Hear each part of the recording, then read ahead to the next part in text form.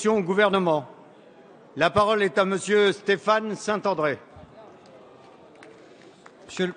Monsieur le Président, chers collègues, ma question s'adresse à Madame la ministre de la Réforme de l'État, de la décentralisation et de la fonction publique. 30 ans après que les premières lois de décentralisation votées par la gauche aient donné un nouveau souffle à la démocratie locale, la modernisation de l'exercice de leurs compétences par les collectivités territoriales est désormais engagée.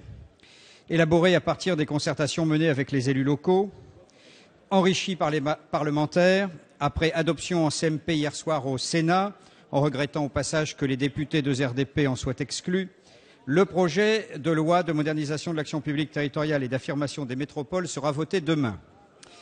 C'est un texte de qualité, d'une part, car la démarche suivie ici par le gouvernement diffère de celle qu'avaient adoptée ses prédécesseurs. Ce projet de loi n'est ni un texte de transfert de compétences de l'État aux collectivités, comme l'était la loi de 2004, ni une tentative d'uniformisation des compétences de ces mêmes collectivités, comme l'était la loi de 2010.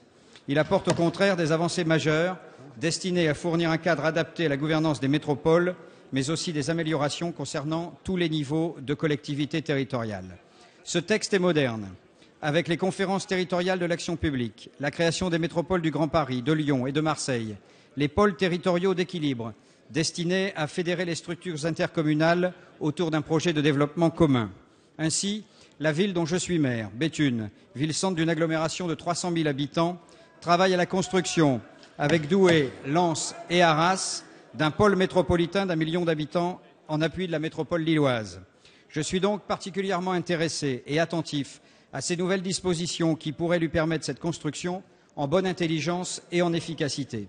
Ce projet de loi ne constitue toutefois que le premier volet d'une réforme de la décentralisation qui ne trouvera sa pleine cohérence qu'une fois complétée par 2 autres textes. Pouvez-vous nous indiquer, Madame la Ministre, dans le prolongement du discours du Premier ministre à Rennes, vendredi 13 décembre, le contenu et le calendrier du prochain volet qui sera suivi? La parole est à Madame Maryse Lebranchu, ministre de la Réforme de l'État, de la décentralisation et de la fonction publique. Merci, Monsieur le Président, Mesdames et Messieurs le député. Monsieur le député, merci de votre question et de votre enthousiasme. Cet enthousiasme est assez rare, donc je le souligne.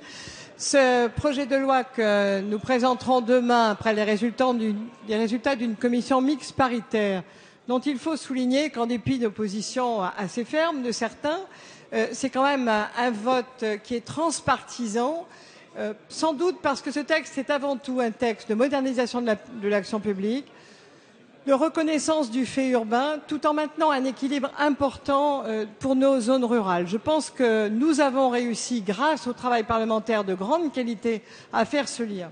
Maintenant, le Premier ministre l'a dit effectivement la semaine dernière, il s'agit de mobiliser également les régions et les départements et le bloc communal.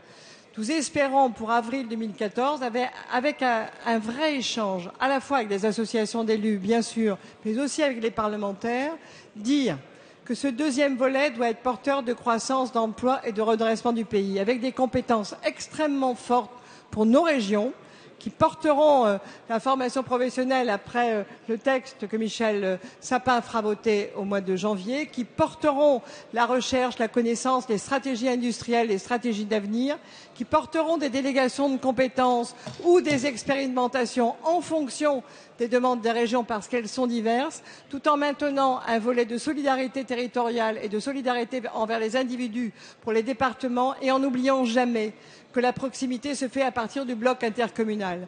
Et dans un pôle métropolitain comme le vôtre, effectivement, vous pourrez à la fois discuter avec une région et un département pour votre contrat de plan État-région, par exemple, mais vous pourrez aussi mutualiser vos services parce que nous croyons qu'à partir des pôles métropolitains, des agglomérations, des intercommunalités, monsieur, c'est la mutualisation des services qui fera notre force. Je vous remercie. Merci.